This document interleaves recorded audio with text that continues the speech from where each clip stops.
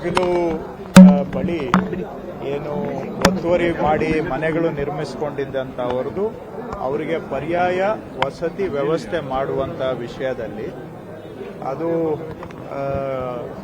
ವಸತಿ ಇಲಾಖೆಯವರು, ಕಂದಾಯ ಇಲಾಖೆಯವರು, BBMP ಅವರು ಮತ್ತು ಪೊಲೀಸ್ ಇಲಾಖೆಯವರು ಎಲ್ಲರೂ ಕೂಡ ಮಾನದಂಡಗಳ ಪ್ರಕಾರ ಯಾರು ಅರ್ಹರಿದ್ದಾರೆ ಅನ್ನೋದನ್ನ ಪರಿಶೀಲನೆ ನಡೆಸಿದ್ದಾರೆ.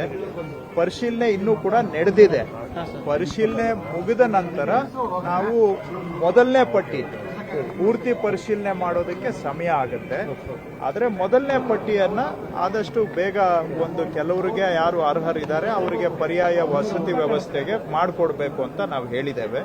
ಇನ್ನೂ ಪರಿಶೀಲನೆ ನಡೆದಿದೆ.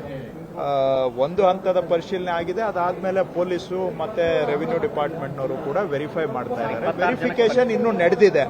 ವೆರಿಫಿಕೇಶನ್ ಮುಗಿಯೋವರೆಗೂ ಸದ್ಯಕ್ಕೆ ನಾವೇನು ಅದ್ರ ಬಗ್ಗೆ ಕಾಮೆಂಟ್ ಮಾಡೋದು ಸರಿಯಿಲ್ಲ. ಇವತ್ತೇನು ಇಲ್ಲ.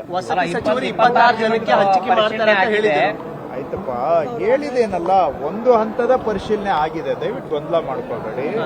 ಆದ್ರೆ ಅದನ್ನ ನಾವು ಪೊಲೀಸ್ ವೆರಿಫಿಕೇಶನ್, ರೆವಿನ್ಯೂ ಡಿಪಾರ್ಟ್ಮೆಂಟ್ ವೆರಿಫಿಕೇಶನ್ಗೂ ಕೂಡ ಕಳಿಸ್ಕೊಟ್ಟಿದ್ದೇವೆ. ಅದು ನಾನು ವಸತಿ ಸಚಿವರ ಹತ್ರನೂ ಕೂಡ ಮಾತಾಡಿದ್ದೇನೆ. ಅವರು ಹೇಳಿದ್ದಾರೆ ಸ್ಪಷ್ಟವಾಗಿ ಎಲ್ಲ ಅರ್ಹತೆಗಳ ಮಾನದಂಡಗಳ ಪರಿಶೀಲನೆ ಕಂಪ್ಲೀಟ್ ಆಗಬೇಕು. ಎಲ್ಲ ರೂಲ್ಸ್ ಪ್ರಕಾರ ಅವರು ಅರ್ಹರಾಗಬೇಕು. ಯಾವುದೇ ರೂಲ್ಸ್ ಅನ್ನ ಬೈಪಾಸ್ ಮಾಡಿ ನಾವು ಏನೋ ತಕ್ಷಣಕ್ಕೆ ಮಾಡುವಂತಹದ್ದು ಆಗಬಾರ್ದು. ಒಂದು ಚೂರು ಕೂಡ ನಾವು ನಿಯಮಾವಳಿಯಿಂದ ಪಕ್ಕಕ್ಕೆ ಸರಿಯೋದು ಬೇಡ ಅನ್ನುವಂತಹದ್ದು ವಸತಿ ಸಚಿವರು, ನಂದು ಇಬ್ಬರದು ಕೂಡ ಒಂದೇ ತೀರ್ಮಾನ. ಪರಿಶೀಲನೆ ಮುಗಿಯುತ್ತೆ ಅಂತ ಭಾವಿಸಿದ್ವಿ, ಆದರೆ ಇನ್ನೂ ಪರಿಶೀಲನೆ ನಡೆದಿದೆ. ನಾವು ಯಾರ ಮೇಲೂ ಪ್ರೆಷರ್ ಹಾಕಿ ಬೇಗ ಮಾಡಿಸುವ ಉದ್ದೇಶ ಇಲ್ಲ.